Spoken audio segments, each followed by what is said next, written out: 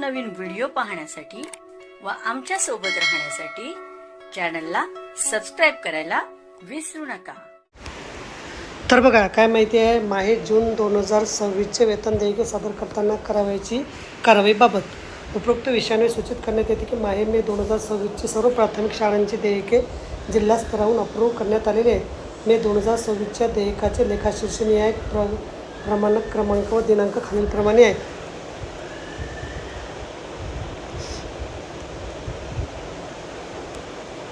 जून 2026चे देयके करताना खालील बाबी प्राधान्याने कराव्या।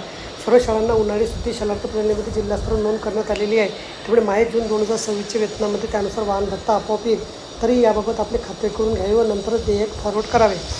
वित्त विभाग शासनाने दिनांक 18 मे 2026 शालेय शिक्षण विभाग अर्थसंकल्प 19 मे 2026 माध्यमिक शिक्षण संचालक प्राथमिक माध्यमिक महाराष्ट्र राज्य पुणे दिनांक 20/5/2026 नुसार माहे जून 2026च्या वेतनासोबत माहे 2 नोव्हेंबर 2025 ते जानेवारी 2026 पर्यंतचा 3% महागाई भत्ता फरक अचूक परिगणना करून शालार्थ प्रणालीमध्ये नोंद करण्यात यावी। याकरता work list payroll employee information non computational dues deduction या टॅबचा उपयोग करून टाईप ऑफ कॉम्पोनेंटमध्ये अलाउन्स व सिलेक्ट प्ले ॲटममध्ये DRS या टॅबचा उपयोग करून नोंद करावी। DRSची परिगणना करण्यासाठी जिल्हा समन्वयकांनी पुरवलेल्या एक्सेल शीटचा उपयोग करावा। NPS योजना लागू असलेल्या कर्मचाऱ्यांच्या बाबतीत DRSची रक्कम नियमाप्रमाणे NPS एरियस कॉन्ट्रिब्युशनची एंट्री करावी। त्याकरता जिल्हा समन्वयकांनी तयार केलेल्या युजर मॅन्युअलचा उपयोग करावा। गट शिक्षणाधिकारी व हायस्कूल मुख्याध्यापकांनी अधीनस्थ सर्व शिक्षकांच्या वेतनाचे खाते KYC झाले असून ते शालार्थ प्रणालीमध्ये अद्ययावत केले असल्याची खात्री केल्याचे प्रमाणपत्र जिल्हा कार्यालयात सादर करावे। इन्कम टॅक्स डिडक्ट कपात ही नियमाप्रमाणे कपात करण्यात यावी। कार्यालयाचे असे निर्देश झाले की बऱ्याच कर्मचाऱ्यांच्या नियमानुसार TDS कपात न केल्याने फेब्रुवारीमध्ये वेतनापेक्षा जास्त आयकर भरावा लागतो। यापुढे असे होणार नाही याची दक्षता घ्यावी। त्यानंतर कोणतेही शिक्षकाचे प्रलंबित वेतन ब्रोकन पिरियडमधून विना पूर्व परवानगी टाकण्यात येऊ नये। प्रलंबित वेतन अदा करायचे असल्यास प्रथम गट शिक्षणाधिकारी हायस्कूल मुख्याध्यापक यांचे स्वाक्षरीने जिल्हा कार्यालयास पत्र द्यावे व जिल्हा कार्यालयाने सदर बाबतीत परवानगी दिल्यानंतरच प्रलंबित वेतन ब्रोकन पिरियडमधून टाकण्यात यावे। यानंतर विना परवानगी असल्यास सदर देयक रिजेक्ट करण्यात येईल। ज्या कर्मचाऱ्यांचा प्राण नंबर मिळाला आहे त्यांची माहे जून 2026च्या वेतनामधून नियमित NPS कपात करण्यात यावी। जे NPS कर्मचारी या महिन्यात सेवृत्त होत असेल त्यांची NPS वर्गणी व शासनाचा हिस्सा कपात करण्यात येऊ नये। त्याकरता एम्प्लॉई एलिजिबिलिटीमध्ये अलाउन्स डिडक्शनच्या टॅब काढून करण्यात याव्या। या कार्यालयाचं असं निर्देशन आले की शिक्षण विभागात देयकास हार्ड कॉपी सादर करताना वेतन फरकाचा तक्ता व नियमित देयकासोबत जोडवायचे प्रमाणपत्र सादर करण्यात येत नाही। माहे जून 2026 वेतन देयक याशिवाय स्वीकारण्यात येणार नाही याची दक्षता घ्यावी। या कार्यालयाचं असे निर्देशन आले की बऱ्याच पंचायत समिती हायस्कूल देयके शालार्थ प्रणालीत ऑनलाईन जिल्हा कार्यालयात फॉरवर्ड करताना परंतु देयकाची हार्ड कॉपी दिलेल्या मुदतीत सहाय्यक लेखाधिकारी स्वाक्षरीनिशी जिल्हा कार्यालयात सादर करताना करत नाहीत। मान्य मुख्य लेखा वित्त अधिकाऱ्यांनी दिलेल्या निर्देशानुसार माहे डिसेंबर 2024 पासून पंचायत समितीची हार्ड कॉपी दिलेल्या विविध मुदतीत सहाय्यक लेखाधिकारी व स्वाक्षरीनिशी जिल्हा कार्यालय प्राप्त होईल। केवळ त्याचे देयके संकलित करून वित्त विभागास पुढील कारवाईसाठी सादर करण्यात येतील। त्यामुळे वेतनास विलंब झाल्यास त्याची सर्व जबाबदारी संबंधित हायस्कूल मुख्याध्यापक गट शिक्षणाधिकारी यांची राहील।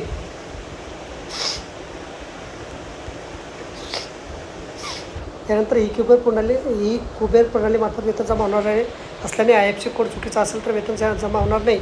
जसे फेड झालेले वेतन परत करण्याबाबतची प्रक्रिया खूप किचकट वेळखाऊ असल्याने संबंधित कर्मचारी यांचे वेतन जमा होण्यास 2-3 महिन्याचा कालावधी लागू शकतो। त्यामुळे यानंतर एकाही शिक्षकांनी जिल्हा कार्यालयाची पूर्व परवानगीशिवाय आपण वेतनाचा अकाउंट नंबर IFSC कोड बदल करू नये। नॉट गव्हर्नमेंट डिडक्शन ही प्रणालीमध्ये कपात करावा। Income tax co-operative bank credit society other deduction RD यामध्ये कपात करण्यातील रक्कम एकत्रित करून गट शिक्षणाधिकारी हायस्कूल मुख्याध्यापक यांच्या खात्यावर निवड रक्कम शिक्षकांच्या खात्यावर जिल्हा स्तरावर वर्ग करण्यात येईल। शालार्थमधील बँक अकाउंट नंबर व IFSC कोड बरोबर असल्याची दक्षता घ्यावी। पेबिल जनरेट केल्यानंतर DDवर मुख्याध्यापक यांनी इनर पेज तपासून देयके फॉरवर्ड करावे। सदर बदल योग्य झालेबाबत नेट अमाऊंट लाल रंगात येणार नाही याची खात्री करून देयके फॉरवर्ड करावी।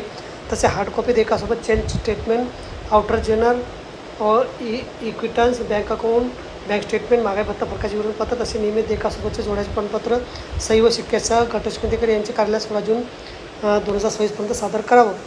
प्राथमिक शिक्षकांचे DD2 गट शिक्षणाधिकारी यांनी लॉगिनला आलेल्या ऑनलाईन देयकाचा डिटेल ॲब्स्ट्रॅक्ट रिपोर्ट पंचायत समिती स्तरावर असलेल्या मूळ देयकावरून त्यामधून तपासून तालुक्याचा लेखा शीर्षन्याय संकलनाचा नमुना सविस्तर तयार करावा. वेतन देयकाचे विवरण तयार करावे.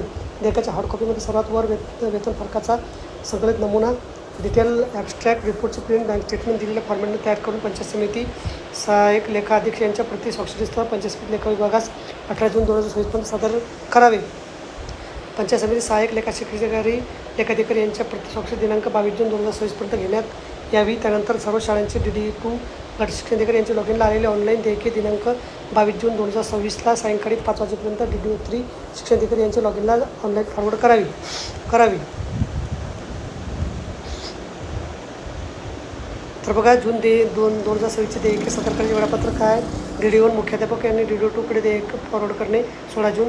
हायस्कूल मुख्याध्यापक गट शिक्षणाधिकारी यांनी हार्ड कॉपी प्रति स्वाक्षरीसह पंचायत समिती सहाय्यक लेखा अधिकारी सादर करणे 18 जून.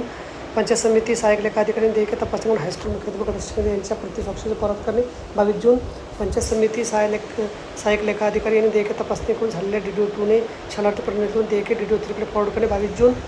हायस्कूल मुख्याध्यापक गट शिक्षणाधिकारी यांनी हार्ड कॉपी लेखा शिक्षण विभाग प्राथमिक यांना सादर करते 23 जून 2026. तर बघा, अशा प्रकारे अत्यंत महत्त्वाची माहिती आपल्याला समजली असेल. व्हिडिओ सुद्धा आवडला असेल, लाईक करा, शेअर करायला विसरू नका. धन्यवाद.